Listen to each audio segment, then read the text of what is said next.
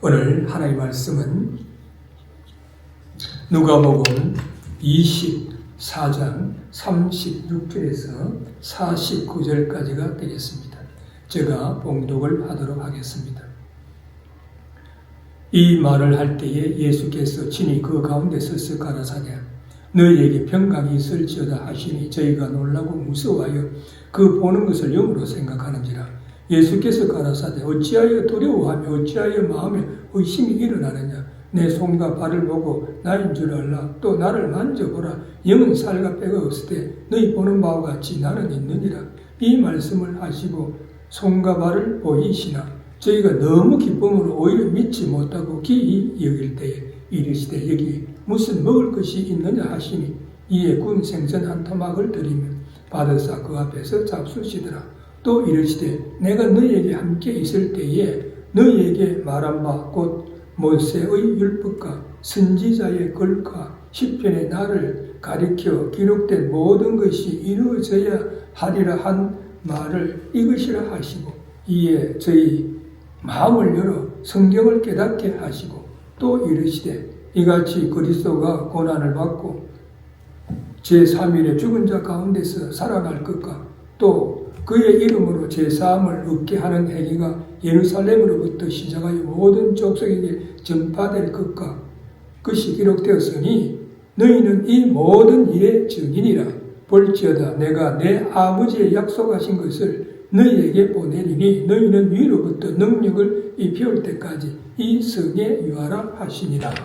아멘. 오늘은 부활의 증거라고 하는 그런 제목가 있어요. 같이 은혜를 나누기를 원합니다. 로마의 바티칸에 있는 성 베드로 대성전에 미켈란젤로가 조각을 한 피에타라고 하는 조각품이 전시가 되어 있다고 합니다.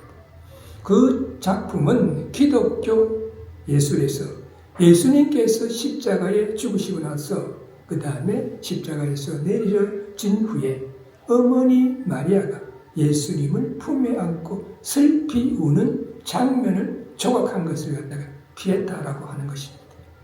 피에타라고 하는 이 말의 이탈리아 말의 그 뜻은 경외, 연민 또는 공경심을 의미합니다. 근데 한 번은 이탈리아 그 관광객들이 이래 와가지고 관광을 하고 있는데 그 피에타 그 작품을 보고 있는데 한 미친가이가 말이죠. 그것을 갖다가 파손을 해버린 거예요. 그래서 경비를 많이 들여가지고 보수를 한 후에 지금은 방탄 유리 상자 속에 넣어가지고 보관을 하면서 관광객들이 볼 수 있도록 한다는 것입니다. 이 작품은 미켈란젤로가 1499년 24세의 젊은 나이에 조각을 했다고 합니다. 이 유명한 작품을 보기 위해 가지고 많은 사람들이 찾아오는데 캐톨릭 신자들은 그 조각품 앞에서 무릎을 꿇고 기도한다는 거예요. 자신의 죄를 회개한다든지 그렇지 않으면 어떤 잘못된 일을 갖다가 회개한다든지 그렇지 않으면 자신의 마음에 손을 두고 기도한다든지 기도를 갖다 무릎 꿇고 다 한다. 정말로 아름다운 그런 모습이라고 볼 수가 있습니다. 그러나 만약 그 작품이 그 어머니가 예수님을 안고 있는 십자가의 죽으심으로 인해 가지고 예수님 일생이 끝났다고 한다면 우리가 믿고 있는 기독교는 생명의 종교라고 할 수가 없습니다. 어쩌면 다른 종교와 마찬가지로 슬픔의 종교요 무덤으로 끝나야만 하는 종교일 수밖에 없습니다. 그렇지만 예수님께서는 우리 인생들의 죄를 대속하시기 위해 가지고 십자가상에서 대속의 죽으심을 당하셨다가 사흘 만에 죽음의 근세를 이기고 부활하심으로 인해 가지고 우리 기독교는 생명의 종교요 또한 구원의 종교임을 증명을 하신 것입니다. 그러므로 예수님의 부활은 기독교의 핵심 진리이고 부활하신 예수님은 지금도 우리 가운데 계시면서 능력으로 역사하고 계시는 것입니다. 프랑스의 철학자이자 신학자인 파스칼은 이렇게 말했습니다. 만일 예수님의 제자들이 서로 의논을 해가지고 예수님의 부활을 거짓으로 만들어냈다라고 우리가 한번 가정을 해보자. 그중 한 사람이라도 마음이 변해가지고 본심으로 돌아갔다라고 하면 예수님의 부활이란 전부 붕괴되었을 것이다. 그러나 저들은 순교를 하면서까지도 예수님의 부활을 입증함으로써 제자들의 진실성을 보여주었다. 만약 사람들이 이 사실을 믿지 않는다면 우리는 그런 사람과는 말할 필요가 없다라고 이런 말을 했었습니다. 우리 인간이 말이죠, 느낄 수 있는 최악의 두려움과 절망과 공포는 뭐니 해도 죽음일 것입니다. 죽음 앞에서는 모든 것이 빛을 발할 수밖에 없습니다. 재물도 죽음 앞에서는 아무 소용이 없고 권력과 명예도 죽음 앞에서는 아무런 소용이 없는 것입니다. 반대로 우리 인간이 가질 수 있는 최고의 기쁨과 한의는 죽은 자가 다시 살아나는 부활일 것입니다. 그래서 오늘 본문에서는 사망 근세를 이기고 부활하신 예수님께서 슬픔과 좌절에 빠져있던 제자들에게 나타나셔가지고 육체적 부활을 증거하시면서 기쁨과 소망을 주시고 부활의 증인이 되라라고 말씀하시는 그런 내용이 오늘 본문 속에 담겨져 있습니다.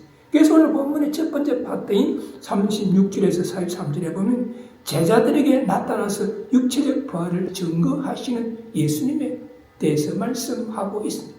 예수님께서 부활하시고 나서 처음으로 제자들 앞에 나타나고, 그런데 제자들은 예수님의 육체적인 부활을 믿지 못했다는 36절에서 38절에 보니까 이 말을 할 때에 예수께서 친히 그 가운데 서서 가라사대 너희에게 평강이 있을지어다 하시니 저희가 놀라고 무서워하여 그 보는 것을 영으로 생각하는지라. 예수께서 가라사대 어찌하여 두려워하며 어찌하여 마음에 의심이 일어나느냐.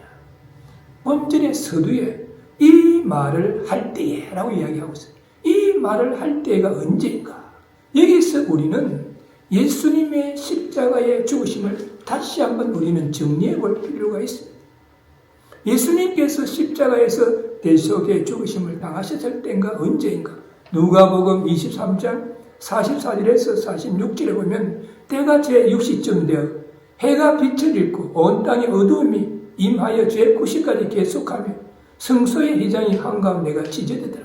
예수께서 큰 소리로 불러 가로사대 아버지여 내 영혼을 아버지 손에 부탁하나이다 하고 이 말씀을 하시는 운명하시다 라고 말씀하고 있습니다. 여기서 말이죠. 제6시가 되니까 해가 빛을 잃어가지고 깜깜하여졌다. 여기서 제6시라고 하는 것은 유대인 시간을 말합니다. 로마 시간이 아니에요. 유대인들은 로마 시간하고 다릅니다. 유대인들은 해가 졌을 때부터 그 다음날 해가 칠 때까지 하루를 계산해요. 그러나 로마 시간은 아침에 해가 떴을 때부터 그 다음날 해 뜰 때까지를 하루를 계산해요.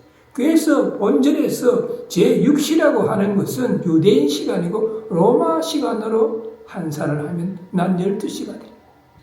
더 정확하게 이야기하면 금요일 낮 12시 정도가 되니까 해가 빛을 잃었다. 끔끔해졌다니. 그게 언제까지? 유대인 시간으로 제9시, 그것은 로마 시간으로 오후 3시까지. 3시간 정도 어둠이 깜깜해져. 그때 몇 분인지는 알 수 없지만 예수님께서 큰 소리로 아버지여 내 영혼을 아버지 손에 부탁하나이다 라고 말씀하시면서 운명을 하셨다라고 말씀하고 있습니다. 그러면 이제는 운명하셨으면 장사를 지내야 될 거 아니에요. 그럼 예수님의 장사는 어떻게 되었는가?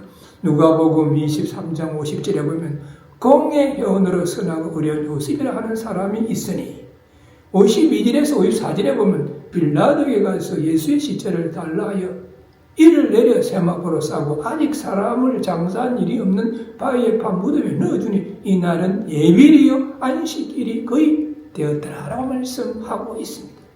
사내들은 공회원으로서 의로운 사람 요셉이라고 하는 사람이 예수님이 말이지 십자가에서 운명하셨다는 이야기를 들었던 거예요. 그래서 말 빌라도에 가가지고 내가 장사를 지낼 테니까 시체를 내주시오 하니까 빌라도가 예수께서 운명해줄 확인을 하고 시체를 내줬다래. 그랬더니 이 요셉이 장사한 지금 돌무덤에, 유대인들은 돌무덤에다가 장사를 해요. 장례 문화가 다르요. 돌무덤에다가 장사를 했대. 그 장사를 끝냈을 때가 언제냐 하면 안식일이 거의 되었더라라고 이야기해요. 안식일이 거의 되었더라고 하는 것은 금요일날 저녁에 해가 치면 안식일이 시작되는 거예요. 금요일 해질 때부터 토요일 날 해가 질 때까지 안식일. 그래 안식일이 거의 됐다면 금요일 날 해 지기 얼마 전에 장례식이 끝났다는 이야기. 그러면 예수님은 장례를 끝내고 나서 언제 부활을 하셨는가? 누가복음 24장 1절에서 6절에 말씀하고 있습니다. 1절에 보면 안식 후 첫날 새벽에 이 여자들이 그 예비한 향품을 가지고 무덤에 가서 도래리 무덤에서 굴러 옮긴 것을 보고 들어가니 주 예수의 십자가 펴지 아니하더라. 이를 하나에 근심할 때 문득 찬란한 옷을 입은 두 사람이 곁에 섰는지라. 여자들이 두려워 얼굴을 땅에 대니 두 사람이 이르되 어찌하여 산자를 죽은 자 가운데서 찾느냐? 여기 계시지 않고 살아나셨느니라. 갈릴리에 계실 때에 너희에게 어떻게 하신 말씀을 기억하라. 안식 후 첫날 새벽에 여인들이 예수님의 무덤에 향품을 가지고 갔다는 거예요. 안식 후 첫날이 언제냐 하면 금요일 날 저녁 때부터 토요일 날 저녁 때까지가 안식일. 그러면 안식일 첫날이면 로마 시간으로 주일날 새벽이에요. 주일날 새벽에 안식 후 첫날이니까 주일날 새벽에 여자들이 예수님의 무덤에 가진 향품을 가지니까 돌무덤에 막혀있던 그 돌이 굴러져 있고 무덤 안에 보니까 예수님이 계시지 않는 거예요. 세마포만 있는 거예요. 이상하다 하는데 그게 막 찬란한 옷을 입은 두 마리쟁이 사람이 이야기하기를 산자를 왜 죽은 자 가운데서 찾느냐? 여기 계시지 않고 살아나셨다라고 하는 이야기를 하게 되는 거예요. 그래서 누가복음 24장 10절에 보면 이 여자들은 막달라 마리아, 요한나, 야고보의 어머니 마리아라 또 저희와 함께한 다른 여자들도 이것을 사도들에게 구하니라. 그날 거기 갔던 여자들의 이름을 이야기를 하고 이름이 나오지 않는 다른 여자들도 함께 갔다는 거예요. 그래 가가지고 그 무덤에서 본 일을 이야기를 한 거예요. 갔더니 무덤 안에 예수님의 십자가 없고 세마포만 있고 두 천사가 나타나가지고 왜 산자를 여기서 찾느냐? 그분은 살아나셨다고 이야기를 하더라고. 이렇게 이야기를 전하게 되는 거예요. 그랬더니 누가복음 24장 11절에 보면 사도들은 저희 말이 허탄한 듯이 배에 믿지 아니하니. 사도들이 무슨 말이 이 여자들이 새벽에 무덤에 갔다고 무슨 헛소리를 한다라고 생각을 믿지 않았다. 12절에 보면 베드로는 일어나 무덤에 달려가서 굽으려 들여다보니 세마포만 보이는지라 그 된 일을 기이 여기며 집으로 돌아가니 성질이 급한 베드로는 무슨 일이야? 하면서 그냥 즉시로 무덤에 달려갔다는 거예요. 그럼 무덤에 가서 그를 딱 굽어려갖고 돌무덤 안을 들여다보니까 예수님의 시체는 보이지 않냐고 세마포만 보이더래요. 그래서 베드로도 이상한데 하면서 집으로 돌아갔다는 거예요. 이러한 일이 있을 때 엠마오로 하는 촌으로 내려가는 두 제자들이 있었어요. 예수님이 부활하신 그날 정오쯤 두 제자가 예수님이 부활하신 사실을 믿지 아니하고 여인들이 이야기했는데도 믿지 아니하고 엠마오로 하는 촌으로 내려가면서 예수님의 죽음에 대해서 이야기를 하게 된 거예요. 예수님의 죽음에 대해서 이야기를 하고 가는데 우연히 한 사람을 만나게 되었어요. 근데 우연히 한 사람을 만났는데 그가 구약에 예언된 그리스도의 고난에 대해서 자세히 이야기하므로 예수님의 십자가의 죽으심과 부활을 어느 정도 그들이 이해를 하게 되었다. 그런데 그들이 사람을 만날 때 눈이 가려워져 가지고 그 만난 사람이 예수님인지 알지 못했다고 성경은 말씀합니다. 여기서 눈이 가려웠다 하는 거예요. 설마 예수님이 여기서 길에서 나타날 줄 몰랐다는 거예요. 전혀 예수님인지 생각이 못한 거예요. 그런데 나중에 말씀을 통해서 자신들에게 이야기하신 분이 예수님인 줄 깨달아 알았다. 그래서 이 사람들이 엠마로 내려가지 않냐고 다시 예루살렘으로 되돌아와가지고 11 제자와 또 그들과 함께한 자들에게 엠마오로 내려가는 그 길에서 부활하신 예수님을 만났다는 사실을 이야기할 때를 말합니다. 그때 예수님이 홀연히 그 장소에 나타나가지고 아직 보지 못한 제자들에게 너희에게 평강이 있을지어다 라고 일상적인 인사말을 하셨다. 그때 제자들의 반응이 어땠습니까? 저희가 놀라고 무서워하여 그 보는 것을 영으로 생각하는지라 37절에서 말씀하고 부활하신 예수님을 보고 나서 말이야 반가워하고 기뻐하는 것이 아니라 도리어 몹시 놀라워하고 또 무서워하면서 영으로 생각해요. 예수님이 살아오시면 제자들이 어떻게 해야 되겠습니까? 주님 살아나셨군요. 예, 하나님께 영광입니다. 반갑습니다. 이런 말을 해야 되니까 놀라고 말이야. 그리고 무서워하면서 영으로 생각했다. 물론 말이죠. 예수님께서 십자가에 달리셔가지고 손과 발에 못이 박히고 창으로 옆구리를 찔려가지고 운명하시는 것을 보았기 때문에 예수님이 다시 살았다는 걸 믿을 수가 없을지도 모릅니다. 만나서 얼굴을 봤으면서도 믿을 수가 없었을지도 모릅니다. 그런데 여기서 우리는 다시 한번 생각해 볼 수 있는 것은 제자들의 나약한 믿음입니다. 왜냐하면 예수님께서 공생의 기간 동안 제자들에게 교훈의 말씀을 하시면서 십자가의 고난과 부활에 대해서 예언을 하셨습니다. 또한 제자들에게 살아나셔서 먼저 갈릴리로 가리라고 분명히 말씀을 하셨습니다. 마가복음 14장 28절에서. 그런데도 그들은 말씀을 듣고도 믿지 아니하였고 부활하신 예수님을 직접 눈으로 보면서도 믿지를 않았습니다. 그래서 말이죠. 예수님께서 말씀하시기를 어찌하여 두려워하며 어찌하여 마음에 의심이 일어나냐 라고 38절에서 되물어 보시는 거예요. 그러면서 믿지를 아니하니까 이제는 육체적인 상처를 보이면서 부활을 증거하게 됩니다. 39절에서 40절에 보니까 내 손과 발을 보고 나인 줄 알라. 또 나를 만져보라. 영은 살과 뼈가 없을 때 너희 보는 바와 같이 나는 있느니라. 이 말씀을 하시고 손과 발을 보이시니라고 말씀하고 있습니다. 부활하신 예수님을 갖다가 직접 눈으로 목격하면서도 믿지를 못하는 제자들에게 예수님은 자신이 어떤 영이나 그렇지 않으면 유령이 아니라 인간의 육체를 가진 완전한 인간이심을 증명하기 위해 가지고 손과 발에 있는 못자국을 갖다가 다 보여주었다. 예수님의 손과 발에 있는 못자국이야말로 항거할 수 있는 뚜렷한 증거가 되기 때문에 또한 제자들에게 눈으로 확인시켜 주셨을 뿐만 아니라 손으로 만져보라. 너희들 한번 보라. 그리고 한번 만져보라. 보는 것과 만져보는 것이 큰 차이가 있습니다. 우리가 어떤 것을 본다라고 하는 것은 단지 대상을 인지할 뿐이지만 만진다라고 하는 것은 감각을 동반하기 때문에 대상을 인지할 뿐만 아니라 감지할 수가 있습니다. 그래서 말이죠. 예수님은 시각적으로 또 감각적으로 제자들에게 자신의 부활을 증거했습니다. 그때 제자들의 반응이 어땠습니까? 저희가 너무 기쁨으로 오히려 믿지 못하고 얘기일 때라고 41절 전반절에 말씀하고 있습니다. 우리 인간이 가지는 독특한 심리 현상은 너무 말이죠. 좋다든지 너무 충격적이고 슬픔을 당할 때는 그 반대의 현상이 일어나는 거예요. 예를 들어가지고 전혀 기대하지 못했던 어떤 우리가 행운을 잡았다든지 그렇지 않으면 너무 기쁘고 감격적일 때는 웃는 것이 아니라 우는 경우가 많습니다. 예를 들어서 말이야 남북 2, 3가족이 말이죠. 근 50년 만에 만났다든지 근 60년 만에 그렇지 않으면 근 70년 만에 만나면 얼싸안고 기뻐해야 하는데 얼싸안자마자 막 울잖아요. 어떻게 그동안 살았느냐라고 얼싸안고 우는 거예요. 그리고 올림픽에서 금메달을 딱 땄을 때 시상대에 탁 올라가면 감격에 눈물을 흘리는 경우가 많습니다. 또 전혀 예상하지 못했던 큰 불행이나 아픔이나 슬픔이 닥쳤을 때 우는 것이 아니라 오히려 허탈감에서 웃는 경우가 있지 않습니까?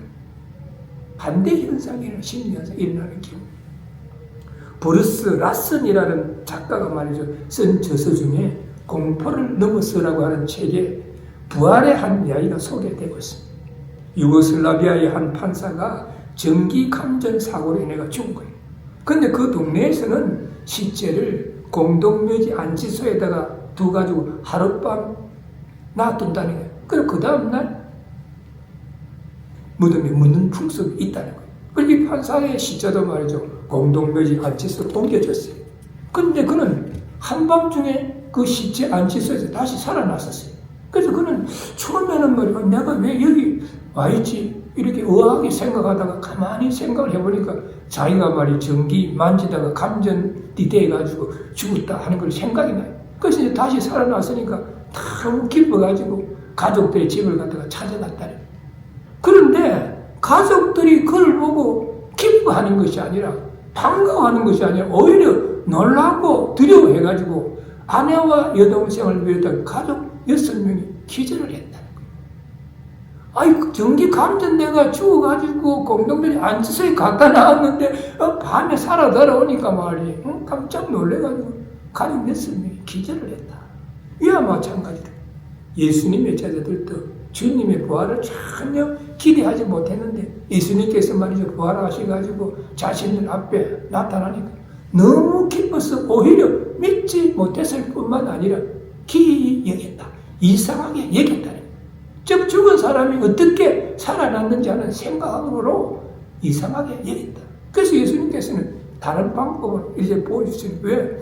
나타나도 믿지 못하고 손과 발의 상처를 보여도 믿지를 못하니까 이제는 육신적 음식을 잡수시면서 육체의 부활을 증거하고 있습니다. 41절 후반절에서 43절에 보면 이르시되 여기 무슨 먹을 것이 있느냐 하시니 이에 구운 생선 한 토막을 들이며 받아서 그 앞에서 잡수시더라.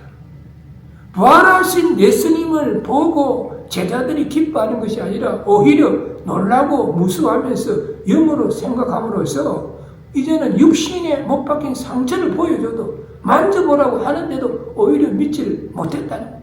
그래서 더 확실한 증거가 본질에서 묘사가 되고 있습니다. 그것은 인성의 영역에서 3일 동안 예수님이 말이죠, 아무것도 잡수지지 않았기 때문에 배가 고프면 여기 무슨 먹을 것이 있느냐라고 물어보십니다. 십자가에서 돌아가시고 장사된 지 3일 동안 아무것도 잡수지 못했기 때문에 인성의 영역에서 말이 얼마나 배가 고팠겠습니까? 만약 예수님이 육체적으로 부활을 하지 못하고 영으로 나타나셨다면 배가 고프지 않았을 것입니다.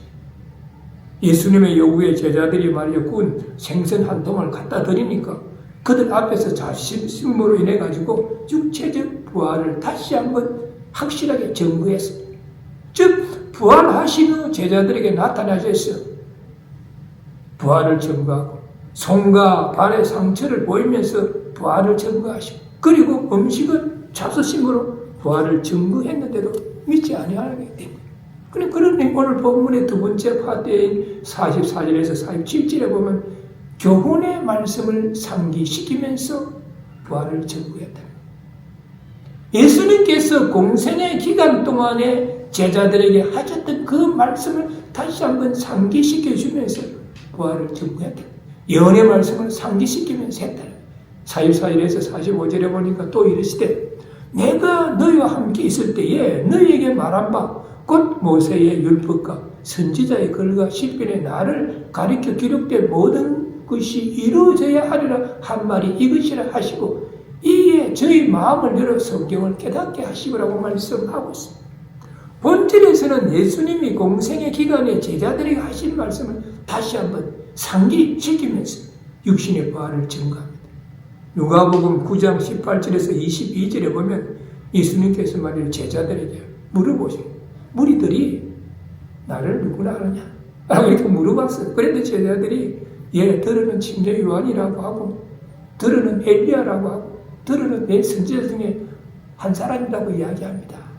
그러니까 예수님께서 그러면 너희는 나를 누구라고 생각하느냐? 라고 질문합니다. 이때 베드로가 대답하기를 하나님의 그리스도 신이라고 대답을 하는 거예요.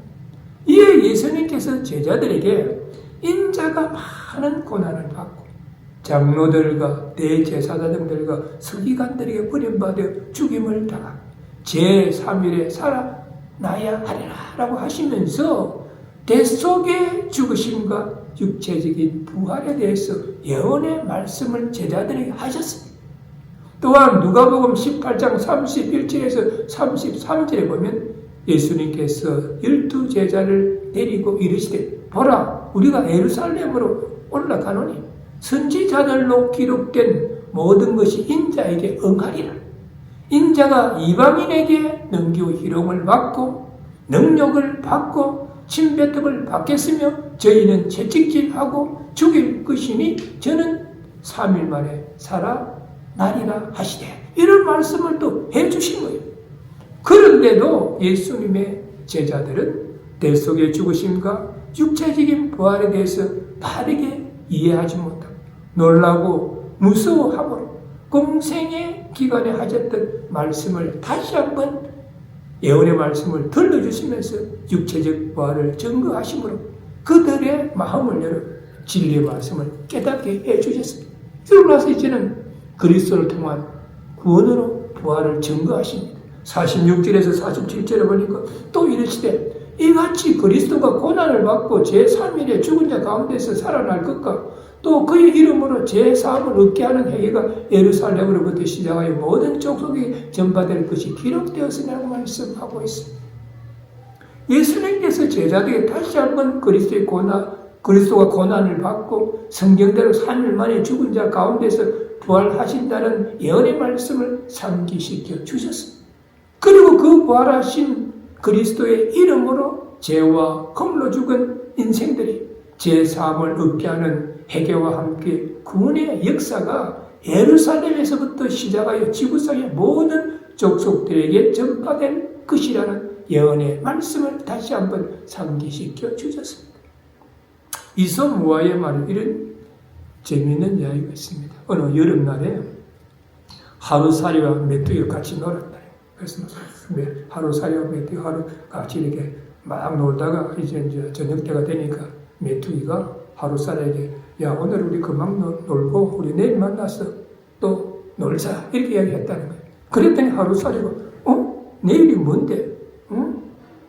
무슨 소리냐는 뜻이 깜짝 놀래가지고 물어봤대. 그때 메뚜기가 대답하기를 내일이라고 하는 것은 깜깜한 밤이 지나면 다시 오늘처럼 날이 밝아 오는데 그게 바로 내일이라고 하는 거예요. 그러자 하루살이는 오늘처럼 날이 밝아? 거짓말 하지 마. 지금 말이야 서쪽으로 해가 지고 있는데 어떻게 해가 다시 또 올라가지고 밝아진단 말이냐? 이렇게 대답을 하는 거예요. 메뚜기는 분명히 존재하는 미래적인 내일에 대해서 열심히 설명을 했지만은 하루살이는 믿지 못해가지고 코드숨을 칠 뿐만 아니라 내일 이해하지 못했다. 그래서 이제는 이제 메뚜기하고 깨구리가 이제 같이 놀게 된 거예요. 메뚜기하고 깨구리 같이 놀다가 낭만의 여름에 같이 놀다가 낙엽지는 가을을 보내고 이제 겨울이 닥쳐오니까 깨구리가 말이지 메뚜기에게 야 이제 우리 그만 놀고 내년 봄에 우리 다시 만나서 같이 놀면 어떻겠느냐 라고 이렇게 이제 이야기를 한 거예요. 그때 메뚜기가 내년이 뭔데? 라는 투로 물어보더래요. 그래서 말이죠. 깨구리가 내년이라고 하는 것은 꽁꽁 얼었던 시냇물이 다시 절절절 흘러내리고 또 시들었던 꽃들이 아름답게 피어나고 하는 것이 내년이야. 그렇게 이야기하면서 깨구리는 말이야 내년에 대해서 설명을 했어요. 근데 메뚜기는 이 거짓말 하지 마. 어떻게 말이야 시들은 꽃이 말이야 다시 피어난단 말이야. 이렇게 이야기를 했다는 거예요. 그도 그럴 것이 하루만 살다가 가는 하루살이에게 내일이라고 하는 것은 이해할 수 없는 어떤 것이죠. 한 해를 살다가는 메뚜기에게는 내년이라고 하는 것은 이해할 수가 없고 넘을 수 없는 세계였을 것입니다. 이와 같이 하나님의 세계, 부활의 세계도 마찬가지입니다. 하루살이가 내일을 알 수가 없고 메뚜기가 내년을 이해할 수가 없는 것과 같이 우리 인간들도 하나님을 이해하지 못하고 믿으려고 하지도 아니하고 부활도 이해하지 못하고 믿으려고 하지도 않는 그런 경향이 있습니다. 그러나 하루살이가 내일이 무엇인지 모른다 할지라도 메뚜기가 내년이 무엇인지 모른다 할지라도 시간이 지나면 내일이 오고 시간이 지나면 내년이 오는 것 같이 주님의 부활을 믿는 성도들에게 주님은 부활의 첫 열매가 되셨다는 사실을 우리는 알아야 하는 것입니다. 하루살이가 밤을 부인한다 할지라도 우주의 밤이 없는 것이 아닐 테니 메뚜기가 겨울을 알지 못한다 할지라도 겨울이 존재하지 않는 것과 같이 우리는 예수 그리스도의 부활은 성경의 증거가 되고 역사적인 사실이 나라는 그런 이야기입니다. 그러므로 우리는 주님의 부활을 볼 수 있는 영안을 가져야 돼요.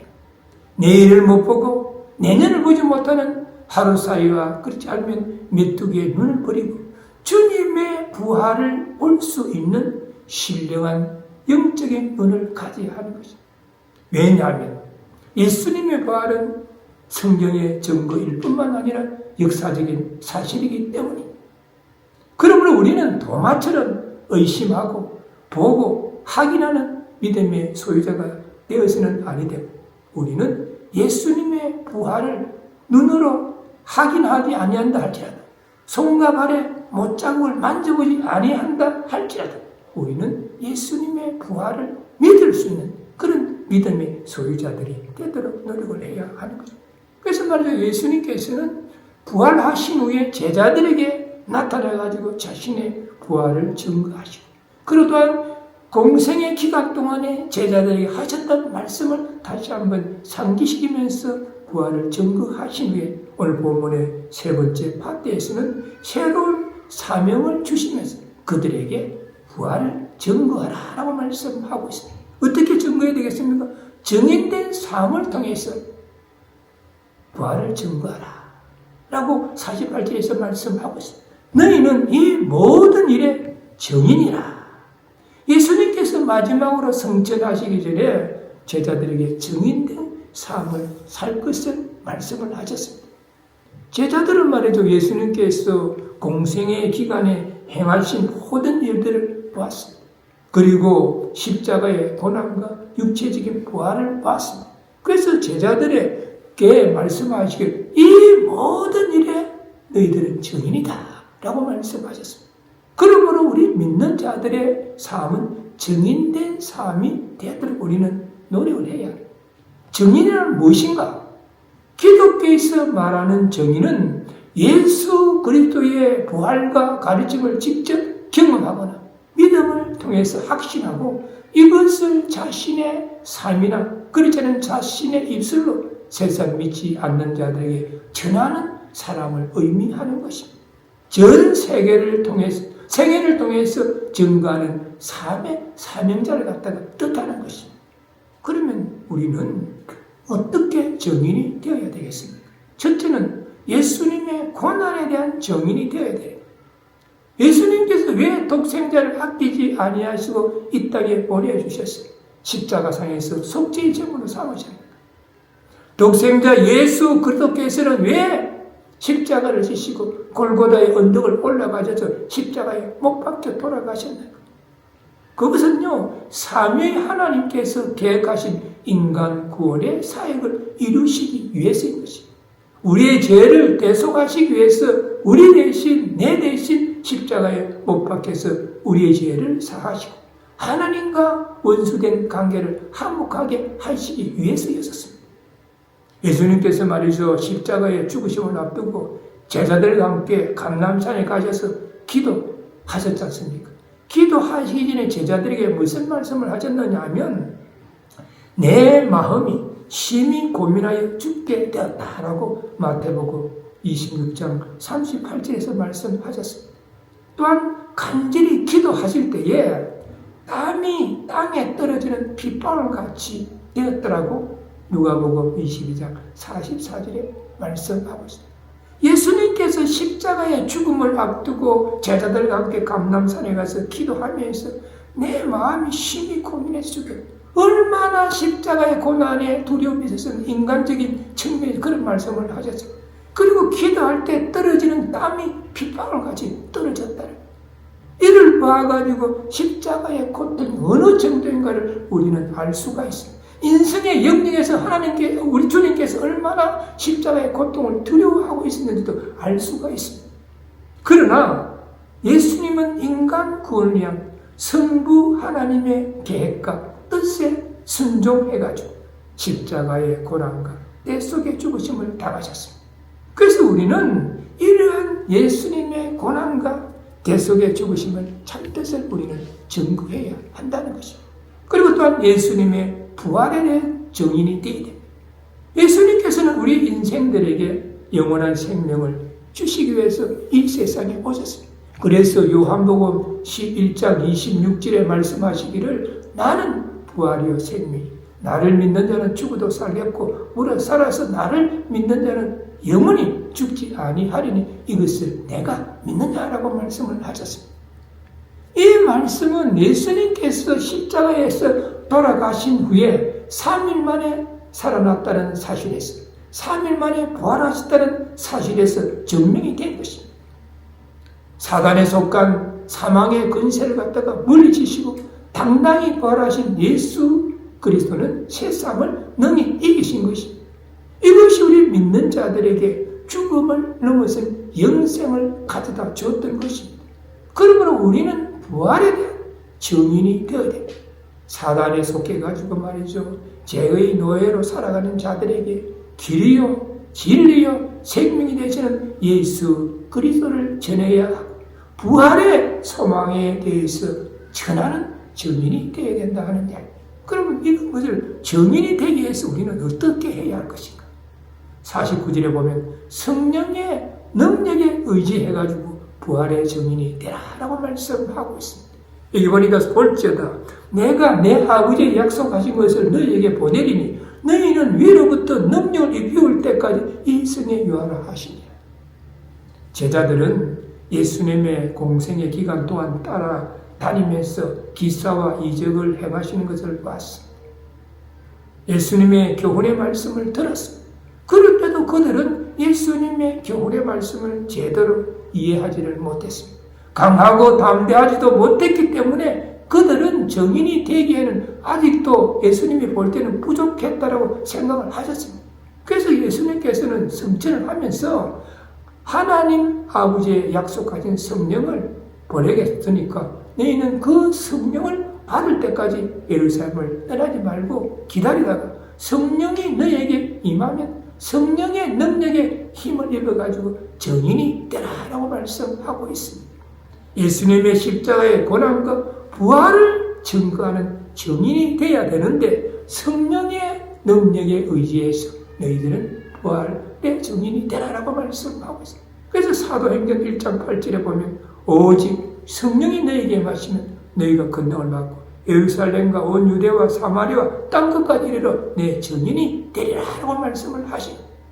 그래서 우리가 증인된 삶을 살기 위해서는 먼저 우리는 성령을 받고 성령 충만하여 성령의 권능으로 우리는 가능한 것입니다. 성령님은 우리의 믿음을 갖다가 굳게 해주시고 그리고 또한 능력을 주셔서 우리로 하여금 예루살렘과 온 유대와 사마리아와 땅끝까지 이르러 증인된 삶을 살아가도록 증인된 사명을 잘 감당하도록 인도하시는 것입니다. 오늘 본문을 통해서 예수님의 부활은 우리에게 무엇을 주는가? 첫째는 기쁨과 한의를 주는 것이죠. 낙심과 슬픔에 잠겨있던 제자들이 부활하신 예수님을 만나 뵙고는 가슴에 차고 넘치는 기쁨과 한의를 가지고 고난과 한난 중에도 예수님의 부활을 증거했습니다. 두 번째는 우리에게 소망을 주는 거예요. 흑암과 죄악과 멸망의 세상에서 갈 바를 알지 못하고 헤매이는 인생들에게 예수님의 부활은 영원한 하늘나라에 대한 소망을 갖다 안겨주는 것입니다. 그리고 세 번째는 영생을 주는 것입니다. 인류가 소망하는 영생은 예수 그리스도를 믿음으로 주어지는 것입니다. 예수님의 부활은 후일 믿는 성도들의 부활의 예표가 된다라고 말씀하고 있습니다. 우리 모두 예수님의 부활은 성경적인 증거이고 성경의 핵심적인 그런 교리이고 역사적인 사실임을 바로 알고 성령의 능력에 의지해서 언제 어디서나 누구에게나 부활의 예수님을 증거할 수 있는 믿음의 소유자들이 되시기를 주님의 이름으로 축원합니다. 아멘. 기도하시겠습니다. 사랑의 주님, 주님께서 사망 근세를 이기고 부활의 첫 열매가 되신 부활주일날 우리 모두가 주님의 이름으로 모여서 심령 그 깊은 곳에서 우러나오는 목소리로 주님의 부활을 기뻐하며 찬양하게 하시고 또한 진리의 말씀 안에서 은혜를 나누면서 부활의 참뜻을 다시 한번 되새기게 하시니 감사를 드립니다. 오늘 본문 속에 예수님께서는 십자가상에서 대속의 죽으심을 당하셨다가 성경대로 3일 만에 부활하셔서 제자들 앞에 나타났지만 제자들은 예수님의 부활을 반가워하고 기뻐하는 것이 아니라 오히려 놀라워하고 무서워하고 영으로 생각을 할 때에 예수님께서 그들에게 손과 발의 상처를 보이시면서 부활을 증거하시고 또한 육신적으로 음식을 잡수시면서 부활을 증거하시고 또한 공생의 기간 동안에 제자들에게 하셨던 그 예언의 말씀을 상기시키면서 제자들에게 부활을 증거하시다가 제자들에게 말씀하시기를 이 모든 일에 증인들이 너희들이니까 이제는 너희들이 성령의 권능에 의해서 증인된 사명을 잘 감당하라 라고 말씀하셨다고 하셔서 우리 모두의 진리의 말씀을 다시 한번 마음 안에 새길 수 있게 하여 주옵소서. 그리하여 예수 그리스도의 부활은 성경의 핵심적인 진리이고 역사적인 사실임을 다시 한번 깨달아 알았어. 이 좋은 부활절기에 예수 그리스도의 부활을 증거할 수 있는 믿음의 소유자들이 되게 하여 주시옵시고 우리의 삶이 어렵고 힘이 든다 할지라도 낙심하거나 좌절하는 것이 아니라 부활의 소망을 가지고 더욱더 열심히 성실히 살아갈 때에 주님 안에서 승리하는 삶을 살아갈 수 있도록 우리 모두를 인도하시고 넘치도록 축복하여 주옵소서. 우리 주 예수 그리스도의 이름으로 간절히 기도드리옵나이다.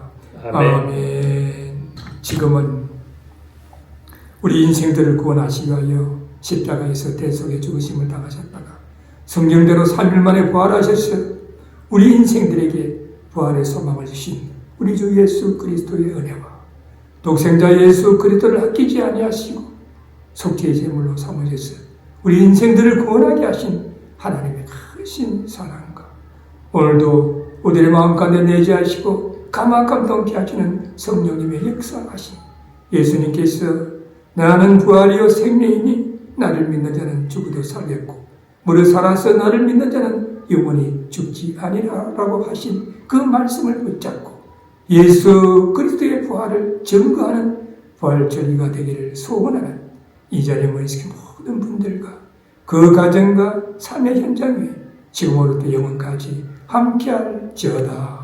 아멘.